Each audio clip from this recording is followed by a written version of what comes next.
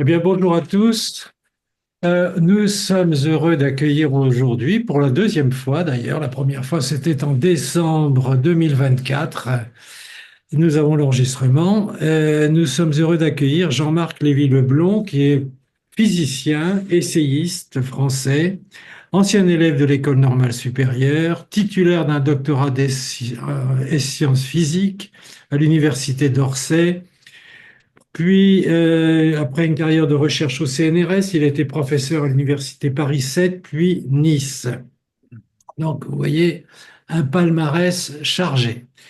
Et ses travaux de recherche portent principalement sur la physique théorique d'une part, et d'autre part sur l'épistémologie, ce qui nous intéresse beaucoup aujourd'hui. Il est auteur de plusieurs essais sur le rôle social et culturel des sciences contemporaines. Alors, on va parler du partage de l'ignorance. Je ne vais pas déflorer ce que Jean-Marc va nous expliquer, mais ce que j'ai retenu dans son résumé que nous avons diffusé, c'est que il est nécessaire de faire des efforts toujours plus déterminés pour diffuser la culture scientifique et lutter et reconnaître d'abord le niveau d'inculture générale, non seulement, si j'ai bien compris, non seulement du public, mais aussi des scientifiques qui sont de plus en plus cloisonnés dans leur spécialité.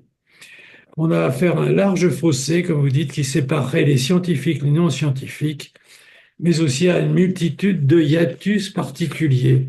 Alors c'est un sujet qui est véritablement actuel et c'est pourquoi on est très heureux de vous accueillir, Jean-Marc, et nous vous écoutons. Bien, ben écoutez, merci pour cette seconde invitation. J'avais déjà beaucoup apprécié la première, il en va de même cette fois-ci.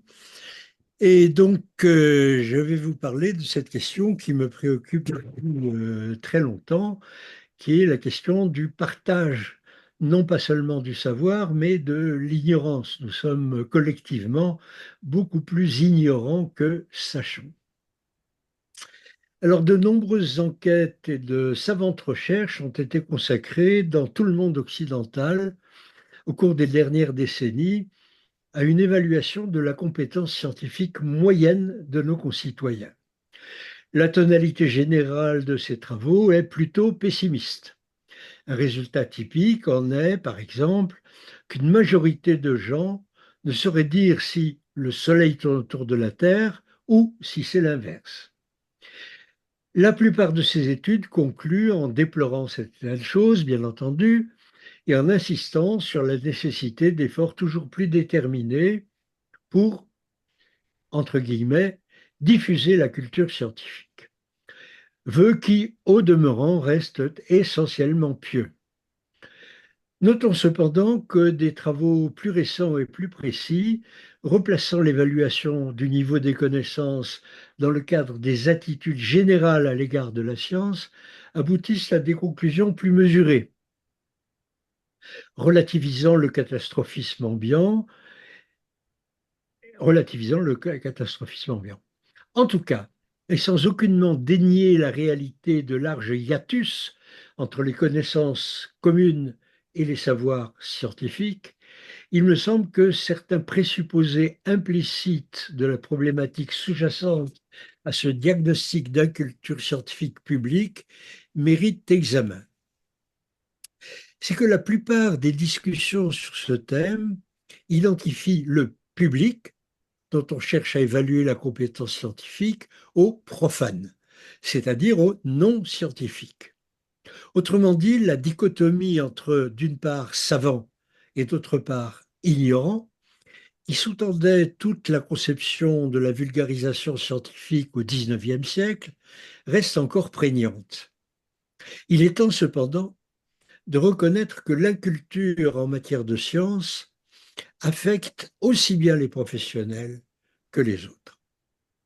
En effet, dans l'état actuel d'ultra-spécialisation de la recherche scientifique, le niveau d'ignorance concernant un domaine particulier est pratiquement aussi élevé dans la collectivité scientifique, dont la plupart des membres travaillent dans d'autres domaines, que parmi les profanes. On n'a donc pas affaire à un large fossé unique qui séparerait les scientifiques des non-scientifiques, mais à une multitude de hiatus particuliers, séparant les spécialistes des non-spécialistes dans chaque domaine. La science n'est pas une vaste île séparée du continent de la culture, mais un archipel éparpillé d'îlots, parfois plus éloignés les uns des autres que du continent. Un expert dans un certain champ est un non-expert dans presque tous les autres et se trouve donc fort proche du novice complet du point de vue de la culture scientifique en général. Certes, lorsque l'on soumet les scientifiques aux tests usuellement infligés aux seuls profanes, leurs résultats globaux sont supérieurs. Mais il serait fort instructif d'analyser leurs réponses aux diverses questions en fonction de leur discipline. De fait, un sondage à la méthodologie suffisamment fine montre effectivement que le niveau, honorable certes, des connaissances en sciences des titulaires d'un diplôme d'enseignement supérieur est pratiquement indépendant de la nature de leur formation, qu'elle soit proprement scientifique ou littéraire, juridique ou économique. Entre parenthèses, ce sont les médecins qui montrent les moins bons résultats. La même équivalence se retrouve, mais à un niveau de compétence bien plus faible, s'agissant non pas des seules connaissances en sciences, mais des connaissances sur la science.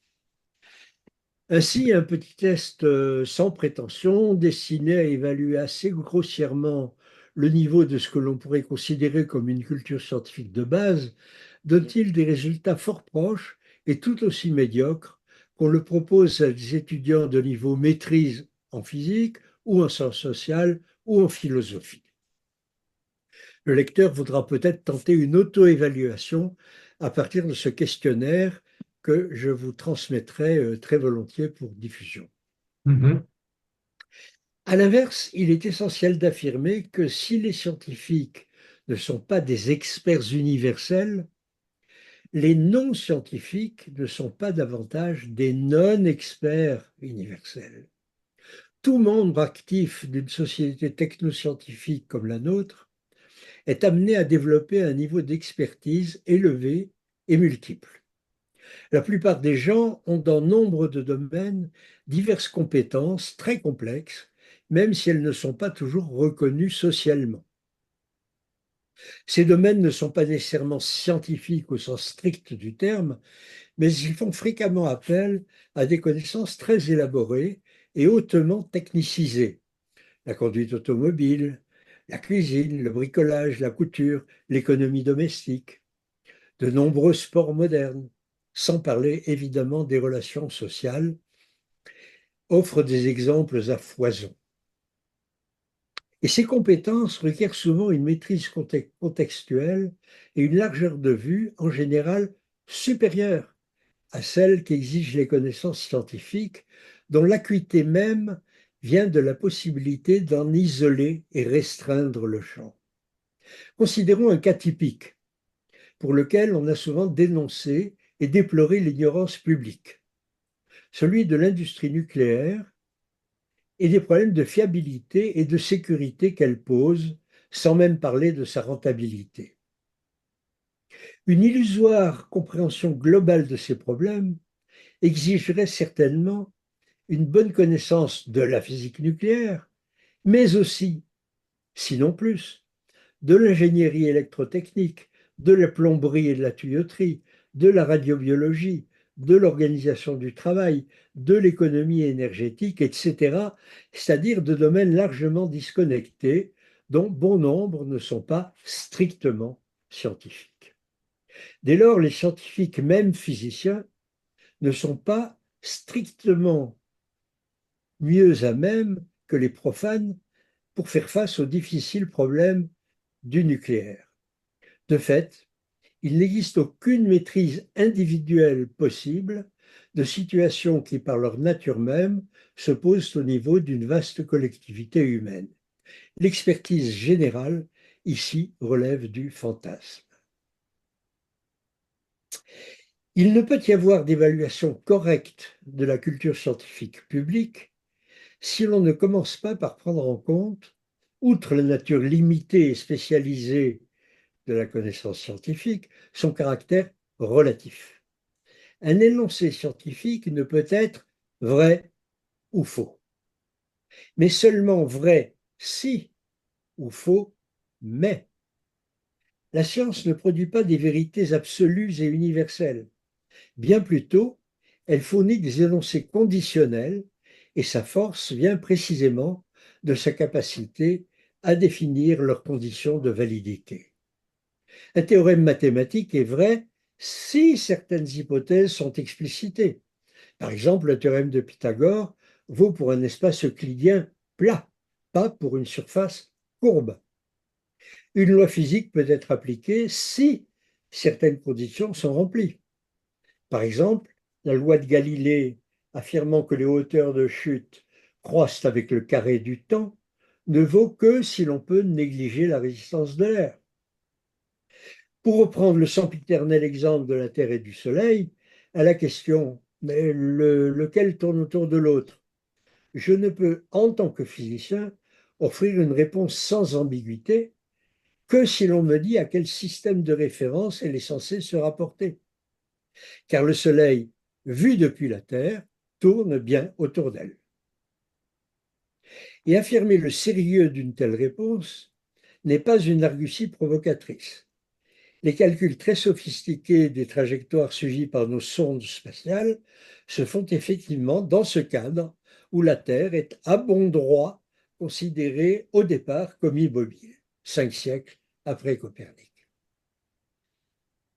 La science moderne, plus subtile qu'on ne veut bien le dire, n'a pas remplacé le géocentrisme par l'héliocentrisme, mais par le polycentrisme. Plus précisément, la question du système du monde n'est pas tant celle de savoir si la Terre tourne autour du Soleil ou l'inverse, mais celle du mouvement des autres planètes. Et c'est un problème moins de cinématique, la description du mouvement peut se faire dans n'importe quel référentiel, que de dynamique, celle des forces dominantes qui régissent le système solaire.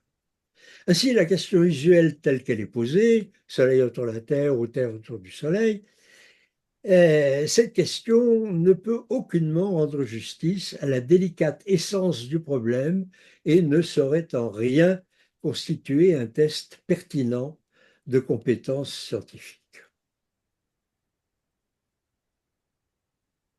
En termes plus généraux, l'expertise véritable, scientifique en particulier, ne consiste pas en la connaissance d'un corps toujours plus étendu de résultats abstraits, théorèmes, lois, etc., mais dans la capacité de maîtriser des trajectoires de recherche du savoir nécessaire. Il s'agit moins de savoir que de savoir comment savoir, que demander, où chercher, quoi lire, qui interroger et pourquoi en prendre la peine. De même qu'aux échecs, les grands maîtres n'envisagent qu'un petit nombre de coups, bien moindres que les profanes. Les mathématiciens ne connaissent qu'assez peu de théorèmes, les physiciens de constantes fondamentales, les chimistes de formules développées. Mais tous savent où trouver les connaissances requises et comment relier ces connaissances ainsi récupérées à celles dont ils se souviennent. Le savoir scientifique, comme tout autre, est intrinsèquement contextuel et la signification d'une question ne peut être appréciée dans l'abstrait. Or, et de nos jours plus que jamais, le contexte d'un problème scientifique est essentiellement social. Une question donnée, mettons, quelle est la cause du sida, peut avoir des sens très différents et admet différentes réponses valides suivant qu'elle est posée dans un congrès scientifique, une consultation médicale, un débat politique ou une discussion théologique. Cette nature contextuelle et sociale de la connaissance scientifique échappe complètement au questionnement hors situation et individuel de trop simplistes sondages d'opinion qui ne sauraient donc fournir une évaluation fiable et pertinente de la culture scientifique publique. Il faut enfin rappeler que la prétendue inculture commune n'est en rien, contrairement à une opinion générale, spécifique à la science. Tel en tout cas que testé par les sondages usuels, le manque de connaissances est tout aussi impressionnant et sans doute aussi peu significatif dans d'autres domaines de la culture. D'une enquête menée en France par un magazine féminin à grande diffusion, il ressortait que, comme à l'accoutumée, 30% des gens pensaient que le Soleil tourne autour de la Terre, 25% ne connaissaient pas la température d'ébullition de l'eau, etc. Mais 60% ignoraient qui a peint la Joconde, 56% ne savaient pas quand Charlemagne devint empereur, 35% ne pouvaient nommer la ville où se trouve le Panthéon.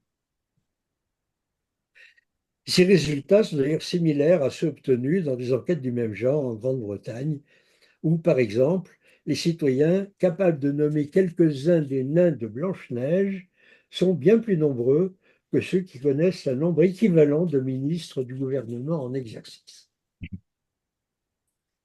Mais ces résultats me semblent plutôt révélateurs de l'inadéquation des sondages que de l'ignorance du public. Les gens sont certainement bien plus aptes à répondre aux questions qu'ils se posent et doivent résoudre dans leur vie professionnelle, politique et affective, qu'à celles arbitraires et sans pertinence que leur posent des sondeurs anonymes. En tout état de cause, il ne semble guère justifié de s'inquiéter particulièrement de l'inquiétude publique, de l'inculture publique prétendue dans le cadre de la science, davantage que dans les autres domaines. Pas plus que deux cultures, il ne saurait y avoir deux incultures. Certes, ces remarques ne visent aucunement à dénier l'existence de sérieux problèmes quant à la culture scientifique publique, mais elles voudraient convaincre qu'une appréciation plus fine de la nature et des effets de ces problèmes est nécessaire. Peut-être la situation est-elle moins catastrophique qu'on ne le dit usuellement, et en tout cas, ces remèdes, sans doute quelque peu différents de cette diffusion de la culture scientifique, invoquée à répétition et sans guère de résultats. Car enfin, étant donné les résultats lamentables des sondages mentionnés, on pourrait s'attendre à une totale inadaptation de la plupart des citoyens dans nos sociétés techno-scientifiques. À l'inverse, il est frappant de constater avec quelle relative aisance les gens se débrouillent pour maîtriser un environnement technologique toujours plus complexe et en évolution rapide. Chacun semble capable d'acquérir les compétences qui lui sont utiles, que ce soit pour conduire une voiture, utiliser des appareils domestiques perfectionnés bourrés d'électronique, devenir virtuose des jeux électroniques et bien entendu mettre en œuvre des techniques professionnelles nouvelles comme le traitement de texte sur ordinateur. Dans certaines conditions, peut même se développer une véritable virtuosité collective dans des domaines usuellement réservés. Voici quelques années, l'inflation galopante au Brésil avait conduit les couches les plus pauvres de la population à une maîtrise économique remarquable grâce à de subtiles stratégies de change et d'emprunt ordinairement réservées aux financiers de haut vol. Certes, la plupart de ces capacités restent à l'état d'acquis pratiques et disconnectés, sans être intégrées dans un cadre théorique et une vision du monde global. Elles n'en constituent pas moins des savoirs efficaces et appartiennent à la culture commune. Ne faudrait-il pas commencer par admettre et promouvoir ces réussites avant que d'en déplorer, de façon souvent bien paternaliste, les limites? Reste que cette culture technoscientifique spontanée, si l'on ose dire, Si elle est suffisante dans la plupart des circonstances de la vie courante, n'est pas assez profonde ni assez articulée pour faire face aux menaçants problèmes techniques et scientifiques de l'évolution sociale en cours. Tout au moins si nous souhaitons affronter ces problèmes et décider des solutions à y apporter selon les processus collectifs d'une société qui se veut démocratique. Mais un intéressant paradoxe surgit ici. On invoque souvent la nécessité pour les profanes d'acquérir les connaissances scientifiques indispensables pour leur permettre de discuter et trancher les problèmes technoscientifiques en matière d'énergie, de santé, de défense, etc. Mais il est beaucoup plus rare d'entendre mentionner la nécessité symétrique pour les professionnels de la technoscience, chercheurs, ingénieurs, d'acquérir les connaissances sociologiques, économiques et politiques indispensables pour leur permettre de comprendre la nature de leurs propres travaux et les incidences de leurs découvertes. N'en demandons-nous donc finalement pas plus aux profanes qu'aux experts? Qu'est-ce qui est le plus dangereux à court et long terme? Laisser les scientifiques continuer leurs recherches nucléaires ou génétiques sans qu'ils aient une idée claire de leurs conséquences sociales, culturelles et idéologiques, ou bien laisser les citoyens profanes refuser les risques de ces conséquences sans qu'ils aient une idée claire de leurs fondements scientifiques. En vérité, ces manques ne doivent être séparés et les scientifiques devraient donner acte de leurs propres lacunes avant que de vouloir évaluer et corriger celles des profanes. Une certaine affaire est venue illustrer cette problématique de façon caricaturale voici quelques années. Il s'agissait de la soutenance par une astrologue en renom public d'une thèse de sciences humaines conforme au canon de l'institution universitaire, qui a suscité une assez dérisoire levée de boucliers chez certains astronomes réputés, dont l'indignation n'a d'égal que la naïveté devant les racines profondes et la nature véritable de l'astrologie, dont l'analyse met en jeu des considérations sociologiques, psychologiques, certainement au moins aussi complexes que la formation des galaxies ou le rayonnement des pulsars. Il est d'ailleurs assez ironique de constater que selon des études détaillées, une formation scientifique ne garantit que de façon tout à fait relative contre les croyances parascientifiques, lesquelles montrent au demeurant une corrélation forte avec un véritable intérêt pour la science. Pour dépasser un tel diagnostic sceptique et tenter d'élaborer de nouvelles stratégies, il paraît nécessaire d'abandonner un beau rêve, 3 fois ou presque centenaire, celui des Lumières, avec un L majuscule.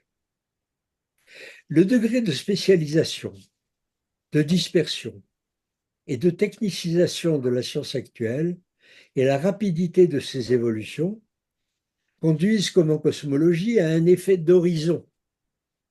Une part toujours plus importante des connaissances nouvelles, pour ne pas parler des anciennes, n'est désormais accessible qu'à un nombre toujours plus réduit de spécialistes et reste hors de portée des autres, qu'ils soient profanes ou spécialistes. Ainsi, en lieu et place d'un idéal de connaissance absolue, c'est une réalité d'ignorance relative qui s'impose. Si nous voulons réintégrer la science et la technique dans la culture, les limites de nos capacités collectives de connaissance doivent d'abord être admises, évaluées et confrontées. Et cela est d'autant plus vrai que l'exigence devenue article de foi banal qui voudrait que chacun soit, sinon expert, du moins compétent en sciences, techniques et médecine, avant qu'il puisse légitimement donner son avis en ces matières, est en définitive absolument contraire au postulat fondamental de l'esprit démocratique.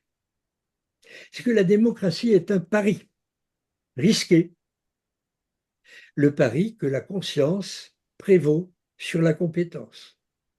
Nous ne demandons pas un niveau de connaissance professionnelle ni même amateur en matière de droit pénal aux membres des jurys d'assises appelés, il y a peu encore, en tout cas en France, à trancher de la vie ou de la mort de criminels présumés, ni en matière de droit constitutionnel aux électeurs qui décident de l'avenir du pays. Pourquoi alors serions-nous plus exigeants en ce qui concerne les sciences et les techniques? Au fond, le problème que nous avons à résoudre est non tant celui d'un hiatus de savoir qui séparerait les profanes des scientifiques, que celui du hiatus de pouvoir qui fait échapper les développements technoscientifiques au contrôle démocratique. D'ailleurs, la résistance passive des profanes à tant d'efforts volontaristes pour leur inculquer de gré ou de force des connaissances scientifiques qui leur seraient, dit-on, indispensables, ne devrait-elle pas souvent être interprétée comme une attitude de réserve ironique fondée sur l'inaccessibilité du pouvoir qui leur permettrait de mettre en œuvre ces connaissances plutôt que comme une résignation pathétique devant la difficulté du savoir? Faut-il vraiment que je comprenne comment fonctionne une centrale nucléaire, puisque la décision sur sa mise en œuvre et sa construction n'est pas de mon ressort, sauf cas extrême. Et sans doute faut-il d'abord réfléchir à la façon de mieux articuler la recherche scientifique et la diffusion de ses résultats. Il ne s'agit pas ici de reprendre la classique interrogation sur la légitimité éthique d'une quête du savoir qui se désintéresserait de la possibilité de le partager. Léonard de Vinci, déjà, est censé avoir prononcé une ferme condamnation d'une science qui resterait propriété exclusive de ses créateurs. C'est sous un tout autre angle, fonctionnel plutôt que moral, que je voudrais aborder la question du rapport entre production et transmission de la connaissance scientifique. Ou, plus simplement, peut-on savoir sans faire savoir? L'intérêt et la portée de cette question dépendent évidemment d'avec qui est envisagé le partage de ce savoir. S'il s'agit dans un premier temps de la diffusion des connaissances internes à la collectivité scientifique, entre les producteurs de savoir, la réponse est évidemment négative. La recherche est aujourd'hui une activité essentiellement collective qui repose sur un complexe système social d'échange et de communication. Publications, colloques, etc. Le savant isolé n'a d'ailleurs jamais existé, et même si certains ont pu mener leurs travaux dans une relative et temporaire solitude, cette époque est révolue. Cependant, dès ce niveau, interne donc à la pratique scientifique, un aspect moins trivial est souvent méconnu. C'est que le partage primordial concerne moins le savoir acquis que le pré-savoir. Autrement dit, la formulation de ce qui est à savoir. Il s'agit pour les chercheurs de se communiquer leurs questions plus tôt, et en tout cas plus tôt, que leurs réponses. La nature collective du travail exige un consensus préalable sur les programmes de recherche, un accord sur la pertinence des directions à explorer, une entente sur les normes de validité des résultats acceptés. C'est d'ailleurs très largement ce processus, peu formalisé et souvent implicite, qui fait l'essentiel des colloques et congrès scientifiques. Sauf exception, les exposés au programme des séances importent finalement moins que les échanges informels dans les couloirs pendant les pauses ou les repas. Descendons encore d'un cran dans l'analyse des pratiques effectives de la science, au niveau du travail de recherche lui-même. Chacun sait ou devrait savoir que l'essentiel du temps dans la recherche est consacré à tenter de dépasser les blocages de la pensée ou de l'action. Les calculs du théoricien sont presque toujours d'abord faux. Les manips de l'expérimentateur sont presque toujours d'abord ratés. C'est l'échec persistant qui constitue l'ordinaire de la recherche. Et cette recherche est donc avant tout celle des errements et des fourvoiements inévitables, d'où d'ailleurs un sentiment quasi permanent de frustration psychologique qui exige des professionnels de la recherche des caractères bien trempés. Cette conception devrait être mieux prise en compte dans la conception de ce métier. J'y reviendrai plus loin. Alors, une stratégie commune consiste, dans ces situations aporétiques, à extérioriser son questionnement intime pour mieux l'entendre et y répondre, le plus souvent en le déplaçant. Ce mécanisme est d'une extrême banalité et n'a rien de spécifique à la recherche scientifique. C'est pourquoi, peut-être, il n'y est en général pas repéré. Mais quiconque s'est entendu dire « Ah chérie, je ne trouve pas mes clés, tu ne sais pas où elles sont », puis, sans attendre la réponse, « Ah ça y est, je me souviens où je les ai mises », a observé ce phénomène. Et quel chercheur n'a pas quitté son bureau ou sa paillasse pour interpeller le premier collègue rencontré? Dis donc, regarde cette intégrale, je n'arrive pas à estimer son comportement asymptotique. Tu n'aurais pas une idée? Ou bien, tu sais, toi, pourquoi la réaction de Bidulski ne marche pas en présence de machinate de trucose? Et n'a même pas eu besoin de la réponse pour se débloquer ipso facto son activité théorique ou expérimentale. La quête de connaissances à rester privée risque l'enquistement, privé en effet d'un espace qui lui permette d'avancer. Elle demande à être énoncée publiquement pour trouver sa pleine puissance. Le partage du désir de savoir est ainsi constitutif du processus de production et d'acquisition de ce savoir. Il est regrettable que ce processus ne soit pas mis en évidence et en œuvre plus explicitement dans l'enseignement. Bien des difficultés que rencontrent les élèves dans l'assimilation d'un savoir nouveau pourraient être, sinon résolues, du moins réduites. Mais ceci demanderait l'organisation de formes moins individualistes d'enseignement. Cependant, c'est le partage du savoir avec les autres, les profanes, et pas seulement les collègues, qui nous concerne ici au premier chef. Il faut affirmer avec force que ce n'est pas une activité subordonnée à la découverte. Pour une raison bien simple, il ne peut y avoir de pérennité de la science si la collectivité scientifique ne se renouvelle pas, et de même que l'on ne peut recruter de militaires que parmi les civils, on ne recrute de futurs chercheurs que parmi les profanes. Encore faut-il que ceux-ci soient motivés et formés, et donc qu'ils se voient offrir les meilleurs fruits de la connaissance existante. Mais il y a plus.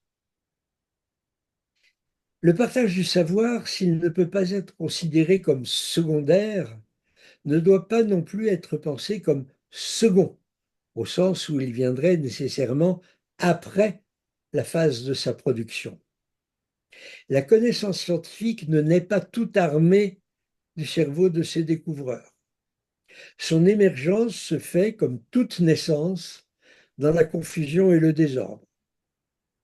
La relation des nouveaux concepts avec les anciens, la terminologie la plus pertinente, la logique d'exposition la plus convaincante ne sont jamais données d'un coup. Les formes appropriées d'un savoir nouveau émergent progressivement d'un travail complexe, ce que Bachelard a appelé la refonte épistémologique. Dans le développement de ce travail, une part essentielle est jouée par l'exposition des nouvelles idées et, et- est jouée par l'exposition des nouvelles idées aux profanes.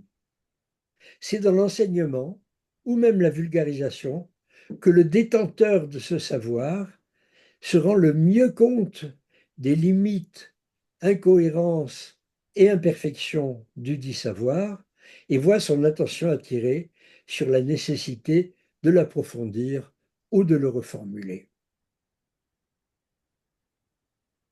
Infiniment précieux à cet égard sont ce que j'appelle les éclairs d'incompréhension que tout enseignant ou conférencier détecte dans les yeux de ses auditeurs, même et surtout les plus attentifs et les plus réactifs. Souvent, plutôt que de les interpréter comme un signe de déficience dans la compréhension du destinataire, l'orateur serait bien inspiré de mettre en cause sa propre maîtrise des idées qu'il tente de transmettre. C'est en tout cas, et si je peux ici témoigner à titre personnel, l'expérience que j'ai eue à de multiples reprises et qui m'a obligé, repensant à mon exposé, à me dire, comme dans la fameuse chanson de Boris Vian, il y a quelque chose qui cloche là-dedans, j'y retourne immédiatement. De fait, une bonne partie de mes travaux de recherche sur les fondements mathématiques et épistémiques de la physique contemporaine sont nés des difficultés que j'ai éprouvées à les exposer sous leur forme convenue. On peut même affirmer que le retard conceptuel pris au cours du XXe siècle par la théorie quantique comme par la théorie de la relativité est en bonne partie dû au découplage croissant au sein de la collectivité scientifique entre les activités de recherche et celles d'enseignement et aux privilèges conférés aux premières sur les secondes. Tout laisse à penser que la situation n'est guère différente dans la plupart des autres disciplines, notamment en biologie. Ces considérations, si l'on veut bien y acquiescer, ne sont pas sans conséquence quant à la conception et à l'organisation de l'activité scientifique. Elles impliquent la nécessité d'une intégration organique des tâches de partage du savoir avec celles de sa production. Elles militent en particulier pour l'existence d'un statut unique d'enseignant-chercheur, ou peut-être, si la formule inversée a des chances d'être mieux acceptée, de chercheur-enseignant. Hâtons-nous de dire qu'une telle idée ne doit pas être conçue dans un cadre rigide où le nombre respectif d'heures d'enseignement et de recherche serait fixé une fois pour toutes, mais plutôt comme une modulation souple des carrières. L'accent mis par chacun à tel ou tel moment sur l'enseignement ou la recherche serait à négocier et dépendrait des contraintes techniques et organisationnelles, du travail de laboratoire, des exigences pédagogiques de l'institution et des désirs et engagements individuels. Toujours est-il que la règle simple devrait prévaloir, faire de la science, c'est à la fois chercher et enseigner, pas nécessairement en même temps, ni dans les mêmes proportions pour chacun. Une autre application pratique de la position ici défendue concerne la formation des jeunes scientifiques. Il serait évidemment incohérent d'exiger une participation à la diffusion du savoir sans qu'une préparation à ces tâches soit incluse dans la formation professionnelle. Celle-ci consiste aujourd'hui pour l'essentiel en une initiation à la recherche via les écoles doctorales et la thèse. Il paraît nécessaire d'y adjoindre un minimum de formation et de pratique pédagogique. Réalisons seulement que l'enseignement supérieur est sans doute, en tout cas en France, dans notre pays, la seule profession de niveau cadre supérieur à ne proposer ni n'exiger aucune formation spécifique, le recrutement s'y faisant pour l'essentiel sur la seule base des compétences de recherche. Plus Call being généralement, recorded. pardon, Plus généralement, la participation des doctorants à un minimum d'activités de diffusion des connaissances, écrire un article de vulgarisation, prendre part à des animations scientifiques, donner une conférence grand public, collaborer à une exposition, etc., devraient être inscrites dans leur cursus et faire l'objet d'une présentation parallèle à celle de leur thèse de recherche. Ajoutons que l'engagement organique du chercheur dans les activités de partage du savoir aurait de grands avantages quant à son équilibre psychologique et à l'agrément du métier. Rien de plus frustrant et anxiogène au fond que cette occupation où l'on passe le plus clair de son temps à ne pas trouver, à persister dans les errements. C'est cher payé quelques brefs moments de découverte et de compréhension, souvent suivis d'ailleurs de désillusions devant la modestie du résultat obtenu ou la priorité d'un concurrent. La recherche à plein temps et à pleine carrière ne me paraît pas vraiment garante d'un équilibre mental minimal. Ce sont au moins des gratifications plus assurées, intellectuelles et affectives, qu'offre le contact avec un auditoire étudiant ou profane, tant il est vrai qu'on ne donne jamais sans recevoir. Et c'est d'ailleurs en réussissant à transmettre le savoir, lorsque sa forme est cohérente et son expression satisfaisante en tout cas, que le sentiment de maîtrise et d'appropriation de la connaissance atteint sa plénitude. Comme l'écrit Casanova, oui, le grand Casanova, citation, il ne nous semble savoir quelque chose et en être certain que lorsque nous avons convaincu de sa vérité tous ceux par lesquels nous pouvons parvenir à nous faire écouter. Autrement dit, la conviction intime passe par le collectif et n'est pas une dimension purement individuelle.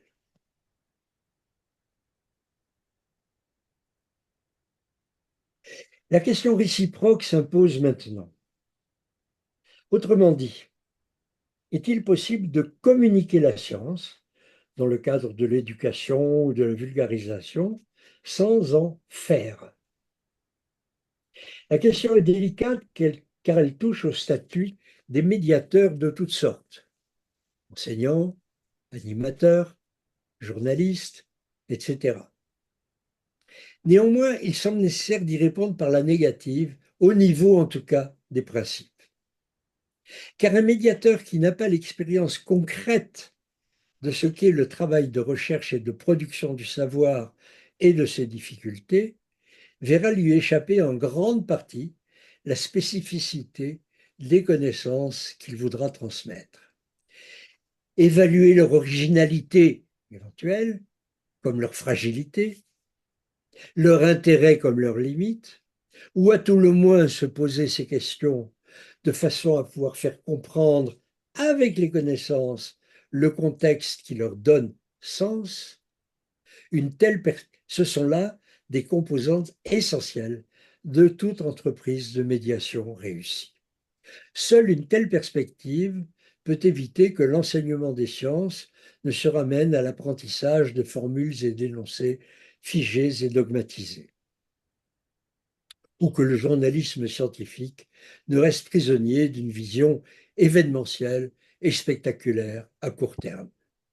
Faute d'un minimum de familiarité effective avec l'activité scientifique, il est bien difficile d'assumer cette dimension critique.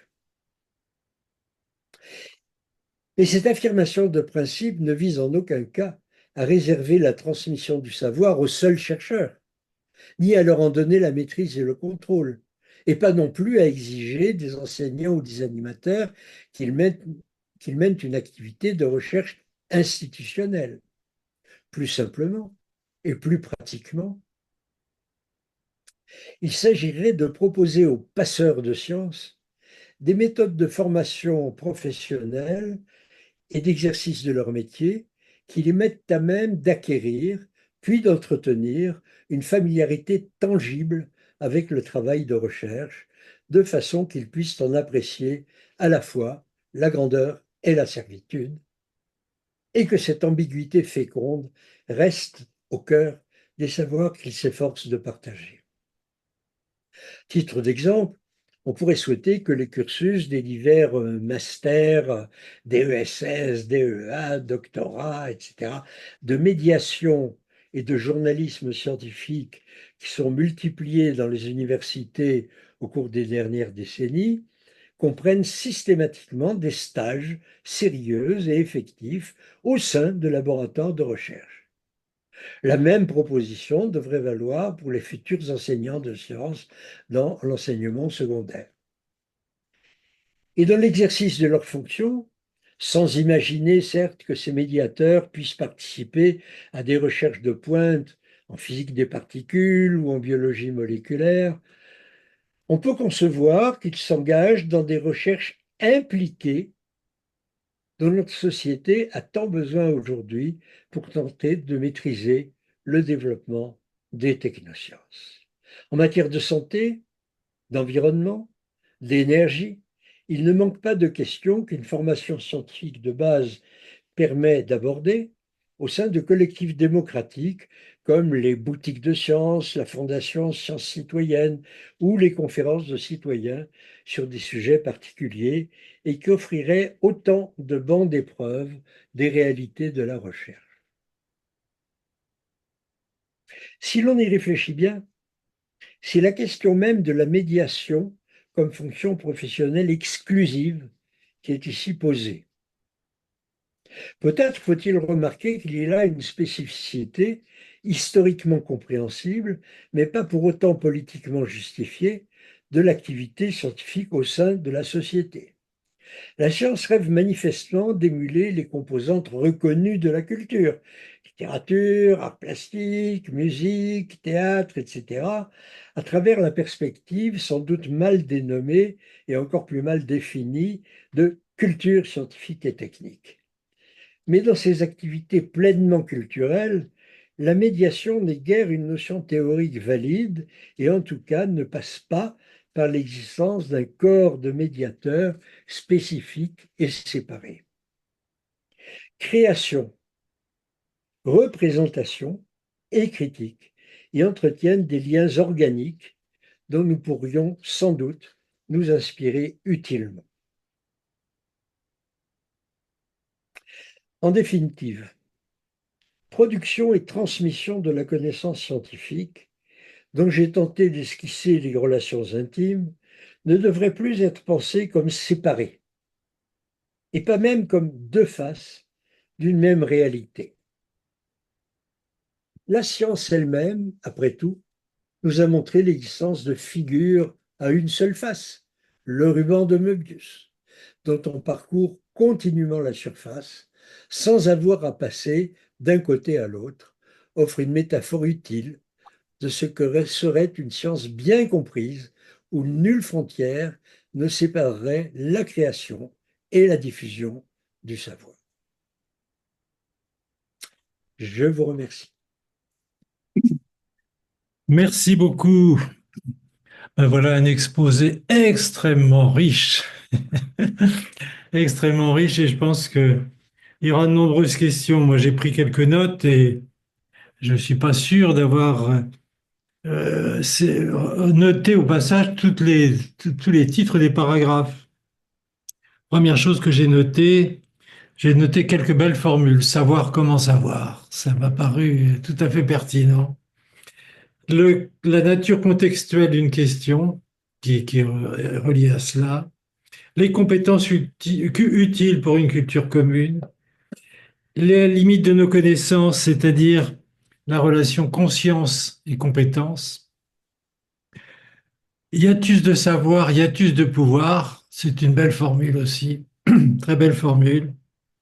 La production pour la transmission, et là vous avez utilisé la formule de savoir sans faire savoir.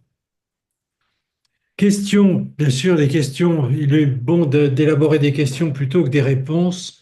Et puis une autre formule que j'ai beaucoup aimée, c'est le partage du désir de savoir.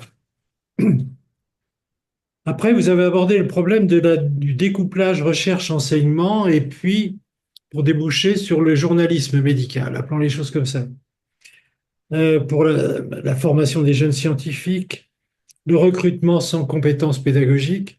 En médecine, maintenant, on exige des compétences pédagogiques pour le recrutement des professeurs, au moins une formation de base. Transmettre sans en faire, le problème que ça pose est celui du journalisme scientifique que vous avez abordé pour terminer. Voilà, je ne prétends pas avoir noté toutes les phrases clés, mais celles que j'ai pu noter au passage. Alors, la parole est à nos auditeurs.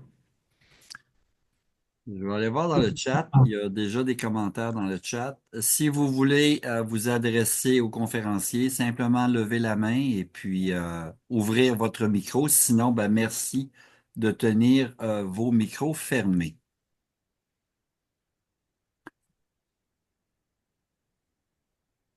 OK. Il y a Charles qui avait un commentaire. Charles, est-ce que tu veux prendre la parole? Je ne sais pas s'il est encore là. Ben, écoutez, je peux peut-être ouvrir le bal. Euh, Comment je dirais ça? D'abord, effectivement, vous avez dit énormément de choses. À un certain moment donné, je me suis demandé si dans ce que, surtout là, je m'adresse aux chercheurs, aux compétences, euh, comment la liberté académique, la liberté de parole, comment vous intégrez ça dans votre pensée? Je vais prendre un exemple. Par exemple, ben, prenons l'exemple, par exemple, des dérives auxquelles on a assisté durant la COVID. Prenons celle du professeur Daou à Marseille, qui affirmait que l'hydroxychloroquine ça marchait, puis qu'il allait à contre-courant. Est-ce que jusqu'où allait la liberté académique dans ce cas-là? Euh, j'ai de la misère à formuler ma question parce que c'est pas clair dans mon esprit. Mais ce que je veux dire, c'est on n'a quand même pas le droit de dire n'importe quoi. Ouais. Toute la question est celle du on qui dit n'importe quoi et des raisons pour lesquelles il le dit. Si vous voulez, je suis un peu embarrassé par la notion même de liberté académique ou de liberté de recherche. Parce que si on la prend au pied de la lettre, elle supposerait que les scientifiques vivent dans un monde idéal à part, où ils ont pleine liberté pour travailler et où ça serait seulement ensuite, au moment où certaines de leurs recherches rencontrent des préoccupations ou des besoins sociaux ou économiques, que se poserait ce problème-là. Mais rien de tel n'existe.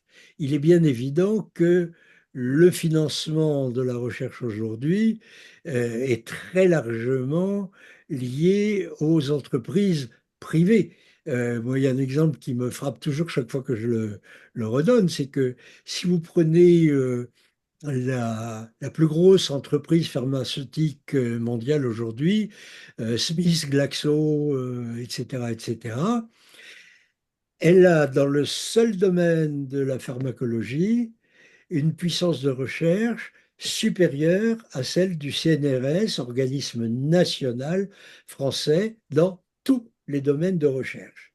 Alors, qui est le plus libre dans cette affaire-là? On peut se le demander. Donc, évidemment, je suis tout à fait opposé à toute intervention extérieure sous des motifs politiques, idéologiques, théologiques, qui interviendraient sur un projet de recherche fondamentale.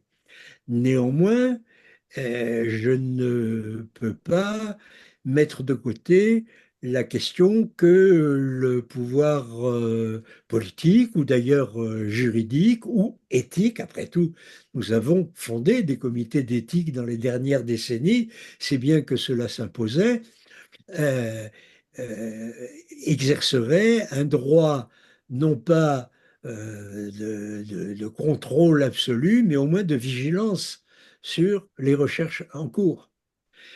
Alors, pour reprendre le cas du Covid, qui est, je crois, extrêmement intéressant, je crois que, en fait, ce débat est allé jusque là où il devait aller. C'est-à-dire qu'après des mois de confusion médiatique, etc., la question a été réglée. Euh, oui, bon, d'accord, on a sans doute pris du retard, il y a eu sans doute des gens qui ont été malades parce que mal soignés alors qu'ils auraient pu l'être, mais grosso modo, on ne peut pas dire que Raoult a créé une catastrophe sanitaire mondiale. Et donc, les formes de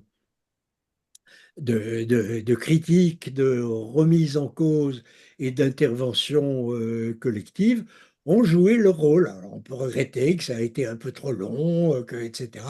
Mais finalement, on s'en est bien sorti.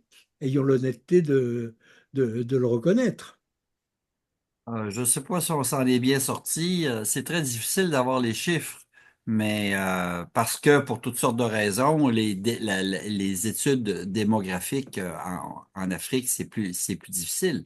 Mais je me souviens d'avoir lu qu'il y aurait eu environ 8000 personnes en Afrique qui auraient pris de l'hydroxychloroquine pour pallier à la COVID. Je ne sais pas combien en sont décédés, parce que c'est difficile à dire, mais en tout cas, c'est certainement un trop Oui, dans le contexte où ça découle d'une attitude que je qualifierais de scientifiquement non responsable. nous sommes totalement d'accord sur ce point-là et sur le chiffre que vous donnez.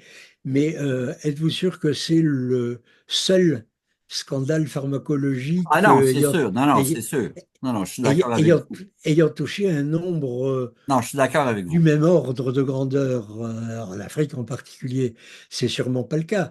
Je parle là sous le contrôle de nos amis et collègues africains, mais il me semble qu'il ne serait pas difficile de démontrer que dans beaucoup de cas, le- les pertes humaines dues non pas à une erreur scientifique, mais à des aberrations économique, le manque de vaccins ou le coût trop élevé des vaccins a certainement fait au moins autant de Ah dégâts oui, c'est sûr. que l'hydroxychloroquine. C'est Et sûr, c'est donc sûr. ça me ramène à ce que je disais tout à l'heure, c'est-à-dire que la question du contexte est Ouais. absolument essentielle et qu'il me paraît qu'on ne peut pas véritablement séparer une argumentation qui serait d'une nature purement interne à la science, oui, l'hydroxychloroquine est-elle efficace ou pas, de discussions qui lui soient apparemment extérieures et qui jouent effectivement sur la question des coûts, la question de la capacité de mettre en œuvre les procédures, etc. Merci. Je passe la parole. Étienne, est-ce que tu veux apporter un commentaire? Non, mais il y avait Chèque qui levait la main il y a un instant. Ah, je m'excuse, j'ai pas vu. Chèque, vas-y. Tu peux. Ben, si t'es capable d'ouvrir ta caméra, vas-y. Sinon, ben, au moins ton micro. Je vais essayer d'ouvrir la caméra. Bonsoir à tous. On t'entend en tout cas. Merci aux conférenciers pour les sujets qui ont été abordés. Bon, c'est une problématique très complexe. Mais pour résumer, je pense qu'il faudrait qu'on change de paradigme. Il faut nécessairement changer de paradigme. Je ne sais pas si je me fais entendre. Attends, excuse-moi, Chèque. Pour te présenter en deux mots, Chèque est professeur de gynécologie obstétrique à Dakar OK. et responsabilité internationale sur le plan de la gynécologie obstétrique. Voilà. Excuse-moi Merci, Étienne. Alors, il faut changer de paradigme. Le premier point qu'il faut poser, c'est que le plus grand ennemi de l'homme, c'est l'ignorance. Or, malheureusement, on a l'impression que malgré les développements technologiques les plus importants à l'heure actuelle, on peut dire que si on prend la communauté, les éléments de la communauté n'ont jamais été aussi ignorants. Et cette tendance ne fait que se renforcer. Alors, deuxième élément à prendre en compte, pourquoi est-ce qu'on fait la recherche? Aujourd'hui, le conférencier l'a dit, pour l'essentiel, c'est pour le profit. C'est pas pour rien que ce sont les plus grands groupes privés qui sont les plus grands financiers concernant la recherche, parce qu'on cherche le profit, on cherche l'avantage économique. Or, le premier motif de la recherche, nous sommes dans un monde qui est régi par des lois, par des process. Nous avons intérêt à comprendre comment ça marche et éventuellement à essayer de les influer et de les mettre à notre avantage pour que la vie sur Terre soit la plus harmonieuse, la plus profitable possible. Mais tel n'est pas le cas de l'orientation de la recherche. Alors la question que je voulais lui poser, c'est que est-ce qu'on doit en faire un métier? Parce que finalement, c'est bon d'avoir des chercheurs professionnels. Mais si vous revisitez l'histoire, beaucoup de découvertes qui ont eu des impacts très importants n'ont pas été faites dans les laboratoires. C'est le commun des mortels, les sociétés, qui au fil des années ont fait des observations et ont tiré des conclusions qui se sont avérées justes par rapport à leur manière de vivre, par rapport à leur manière de se comporter, par rapport à l'environnement, etc. Donc, ce n'est pas forcément une compétence, disons, verticale. Le danger, c'est quoi? C'est que les chercheurs, souvent, ils ont un complexe de supériorité. Moi, je dis à mes étudiants, il faut faire la différence entre l'alphabétisation et l'intelligence. Le vrai moteur de la recherche, c'est l'intelligence. Malheureusement, les chercheurs sont dans leur labo. Alors, vous parlez tout à l'heure de la politique. La politique a l'avantage, au moins, on peut faire des référendums. On est d'accord, on fait un référendum, bon, on demande l'avis du peuple. Mais le chercheur, lui, je ne suis pas sûr, si on faisait un inventaire de toutes les recherches qui sont en cause, que ce soit les premières préoccupations des sociétés auxquelles les résultats sont destinés. On ne demande pas l'avis. Si on demandait, par exemple, au Sénégal, si on fait un laboratoire, les populations, quelle est votre première? C'est sûrement pas de découvrir telle biologie moléculaire, etc. Donc, finalement, est-ce qu'il ne faut pas changer de paradigme? C'est la question que je pose. Le deuxième élément, c'est qu'on voit de plus en plus, malheureusement, qu'il y a beaucoup de faux dans la présentation des résultats. C'est-à-dire que le chercheur, c'est quelqu'un qui cherche la vérité, qui est d'abord lui-même véridique. Mais quand des prétendus chercheurs, beaucoup, ils font des travaux, je ne dis pas que ce sont des travaux bidons, mais ce sont des chiffres qu'on peut manipuler. L'histoire de la chloroquine, c'est parce qu'il y a eu une publication, c'est quoi, dans le New England Journal of Medicine, après ça a été rapporté. Il y a eu d'autres cas de travaux qui ont fait l'objet de publications dans des revues de renom et qui sont rapportés plus tard. Et ce qui fait que les gens ont de moins en moins confiance aux résultats de la recherche. Le troisième et dernier élément, c'est que dans la recherche, il faut prendre en compte aussi certains aspects très importants. Parce qu'on sait, dans un environnement, les lois peuvent changer dans cet environnement géographique, climatique, par rapport à ce que ces lois vont être dans un autre environnement culturel, géographique.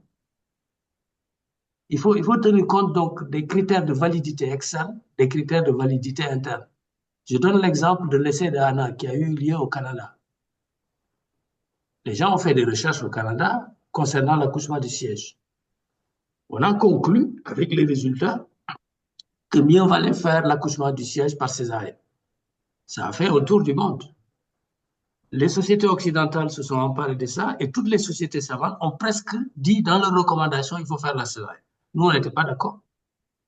Parce que si vous faites un accouchement dans un environnement où les gens ne sont pas habitués, ils n'ont pas la compétence, etc., et c'est normal que le résultat soit en deçà de ce qui est attendu. Nous, on a continué à faire les accouchements par siège, normalement. On s'est rendu compte que quelques années après, je ne sais plus, 4, 5, 10 ans, et ça a été remis en cause, les gens se sont rendus compte que les conclusions de cette recherche n'étaient pas scientifiquement valables. Mais malheureusement, après, le processus a commencé, ce qui fait que dans certains pays, notamment européens, c'est difficile de faire comprendre aux gens que quand on a un siège, on peut l'accoucher. Donc, voilà un peu les 3 points. Est-ce qu'il ne faut pas changer de paradigme? Comment faire pour s'assurer de la véracité des résultats qui sont partagés? Et aussi, est-ce qu'il ne faudrait pas faire plusieurs recherches? C'est-à-dire qu'un laboratoire européen sur un sujet les résultats ne sont pas forcément extrapolables sur les populations africaines. Il y a beaucoup de cas. Est-ce qu'il ne faut pas une recherche mondiale? Malheureusement, ceux qui ont les moyens vont investir, ceux qui n'ont pas les moyens ne sont que de simples utilisateurs de résultats. Or, on peut retenir que beaucoup de ces résultats ne sont pas adaptés aux besoins et au vécu des populations. Merci. Merci, Cheikh. Oui, allez, Sidibé, mon ami, la parole est à toi. Ouvre ton micro, Sidibé. On peut-être. Merci, merci, Allez-y, allez-y. merci beaucoup. Contrairement à mon ami Cissé, moi je dirais que en fait, c'est pas forcément le fait de changer de paradigme. Mais moi je pense que quand j'ai bien... Dites de quel pays est-ce que vous faites, Siaka? Alors, moi je suis le professeur Siaka Sidibé, professeur titulaire de radiologie et imagerie médicale, et actuellement directeur de publication de la revue Mali Médical, Bamako. Bamako, au Mali. Alors, je dirais que, en fait, en suivant le conférencier, je pense qu'il a essayé de mettre l'accent sur un point fondamental pour moi, c'est l'humilité de celui qui pense qu'il connaît. Quel que soit le niveau auquel vous vous trouvez, il faut savoir que, un, vous ne connaissez pas tout, vous ne pouvez pas connaître tout, mais aussi ne pas banaliser en fait l'expérience de l'autre. Donc, rester humble et savoir transférer. Et je crois que ce, cet élément doit être vraiment diffusé dans nos universités afin que nos jeunes chercheurs prennent dès le départ à rester humbles et à ne pas crier victoire sur la première occasion, mais surtout à continuer à s'interroger toujours sur euh, le résultat qu'ils ont et dans quelle perspective ce résultat peut être ou pourra être utile à leur population. Je pense que, en fait, c'est la leçon phare que j'ai retirée de cette brillante conférence. Et je pense bien que nous, alors, je ne vais pas marcher sur la langue de Étienne et de Yves. Nous aurons très rapide encore d'autres conférences de cette facture par ce brillant conférencier. Je vous remercie. Merci, Siaka. Merci, Siaka. Étienne, tu veux dire un mot? Non, non, je voulais passer la parole à Jean-Marc parce qu'il y a, il y a de quoi répondre. Ah, on vous entend pas là. Ben, là, il est en train de mettre son casque. Oui. Voilà, vous m'entendez là? Oui, Bien. Oh, non, je suis même pas sûr qu'il y ait, pour moi en tout cas, de quoi répondre. J'ai beaucoup apprécié les deux interventions. Dans celle de notre collègue Cissé, je n'ai pas grand-chose à ajouter. Il a continué d'une certaine façon la conférence que j'aurais pu faire si j'avais eu plus de temps. Je me permettrai juste une petite remarque.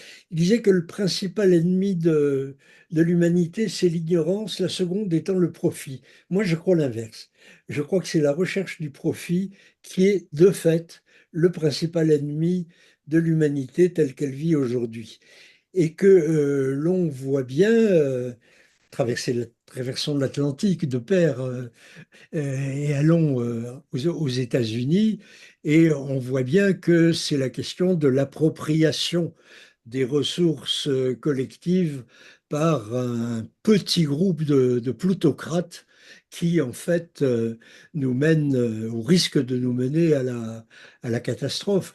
Et que c'est en raison de cette domination des critères de profit que la question de l'ignorance se pose et que c'est pour maintenir un degré élevé d'exploitation des forces humaines que l'on observe le processus de dégradation auquel est soumis une partie de l'activité scientifique américaine aujourd'hui. Je voudrais noter à ce sujet d'ailleurs qu'on emploie des formules qui, à mon avis, sont beaucoup trop larges. Quand on dit Trump et ses sbires s'attaquent à la science, je crois que c'est pas vrai du tout.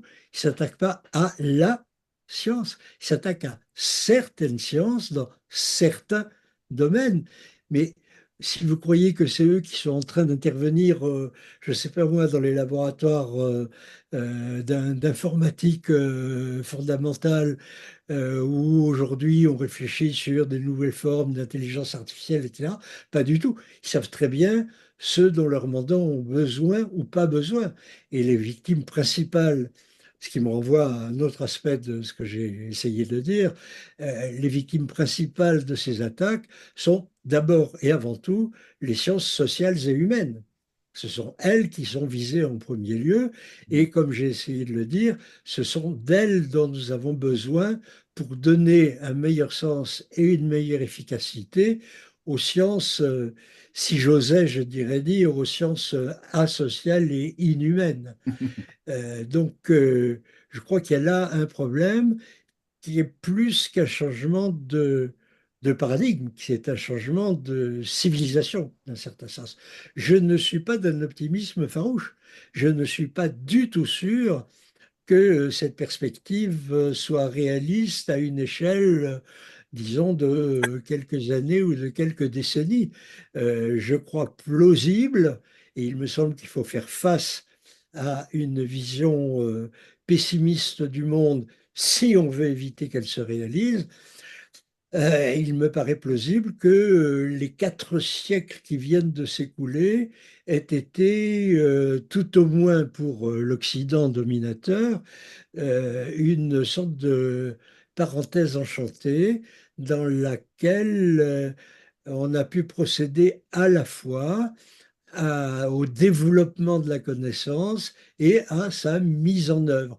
Mais ça n'a pas toujours été comme ça dans l'histoire de l'humanité. Il y a beaucoup d'épisodes dans beaucoup de civilisations où connaissance fondamentale d'un côté, application technologique de l'autre, sont séparées. Je prends un exemple qui m'a toujours paru majeur et qui est, à mon avis, tout à fait sous-estimé. Prenez, contrastez l'exemple de la Grèce et celui de Rome. Bon, en Grèce, vous avez de très grands scientifiques, mathématiciens, physiciens, etc., etc., et des débuts, tout au moins des débuts d'applications concrètes. Vous allez à Rome, vous avez d'excellents ingénieurs, euh, des spécialistes de travaux publics, des stratèges, des juristes, hein. Vous n'avez pas de grands scientifiques. Vous avez une civilisation, Dieu sait quelle a été sa puissance et son rôle, qui a perduré pendant plusieurs siècles, qui n'a pas véritablement produit de grandes avancées scientifiques. Preuve que cela est possible. Et je me demande, pour mettre les choses au plus noir, d'une certaine façon, si nous ne sommes pas en train ou si nous ne risquons pas d'entrer dans une phase historique qui serait comparable. Ben, merci beaucoup. Je vais peut-être y aller avec le mot de la fin, si vous permettez, parce que le temps file. Je dirais que à tout ce qu'on vient de dire, pour essayer de, je ne sais pas si c'est le bon terme, mais de concilier tout ça pour que finalement on puisse y aller avec pour le mieux de l'humanité. Je pense que c'est le terme interdisciplinaire. Maintenant, les silos doivent disparaître et puis les gens doivent apprendre à travailler ensemble et surtout, surtout, surtout avec les sciences humaines qui sont de plus en plus essentielles à ce que j'appellerais les sciences dures, ce qui inclut les sciences biomédicales. Ben Mais écoutez, c'est- Étienne, oui, Yves, juste un tout petit mot. Interdisciplinaire, je suis tout à fait d'accord, c'est notre travail de tous les jours, je dirais, au sein du GRISOF. Interdisciplinaire et interculturel, oui. c'est la force des réflexions de nos amis de Dakar, de Bamako et ailleurs, qui sont tout à fait enrichissantes pour tout le monde. Je crois que c'est essentiel. Oui, effectivement. Ben, écoutez, je vais éclore en faisant les petites annonces usuelles. D'abord, un, en remerciant le professeur Leblond pour cette conférence magnifique qui sera déposée sur notre chaîne YouTube. J'en profite pour faire une petite annonce. Pour lesquels on n'a pas les courriels, comme je pense à M. Moutou, par exemple, je pense que vous n'êtes pas dans nos listes. Ben, écoutez, peut-être nous envoyer un petit courriel et puis on va vous ajouter à notre listing. Comme ça, vous serez plus informés. Deuxième petite nouvelle rapide, ben, écoutez, je vous annonce que le GRISOF est maintenant un réseau de l'AUF. Donc, ça s'est concrétisé au mois de mai, à la fin avril. On a eu la nouvelle. Donc, merci à tous. C'est grâce à vous. Pour terminer, je vais faire quelques petites annonces. D'abord, jeudi prochain, nous aurons notre ami Cheikh Tidane Cissé qui va nous faire une conférence. Et d'ailleurs, à ce propos, mon ami, j'aimerais que tu m'envoies ton titre et puis un petit résumé, s'il vous plaît. Euh, On a le résumé. ah, OK, je m'excuse. Et Ouais. donc, après ça, suivra le 12 juin une seconde conférence, celui de la conférence de Simon Ategbo, qui est un pédiatre à Libreville, au Gabon, qui va nous parler de formation en santé en Afrique subsaharienne. Précisons aussi que notre ami Simon a été doyen de la faculté de médecine pas de Bamako, mais de Libreville. Fera suite le 19 juin, et c'est ce qui va clore notre saison 24-25. Notre ami Antoine Flao de Genève qui devrait nous parler, si tout est comme je crois, il devrait nous présenter un consensus lors de l'Assemblée mondiale de la santé. Et là, je m'excuse, mais j'oublie le consensus était sur quoi? J'ai un blanc de mémoire rapide. Étienne, tu peux peut-être m'aider. Je m'excuse. Il faut que j'aille le chercher. Je ne Ouais, je sais me pas. souviens pas. En tout cas, écoutez, on va le trouver, on va le publiciser bientôt. Donc, merci à tous pour cette belle saison. J'en profite pour vous souhaiter, ceux pour qui on les reverra pas tout de suite, un très bel été. Profitez-en. Je vais cesser l'enregistrement.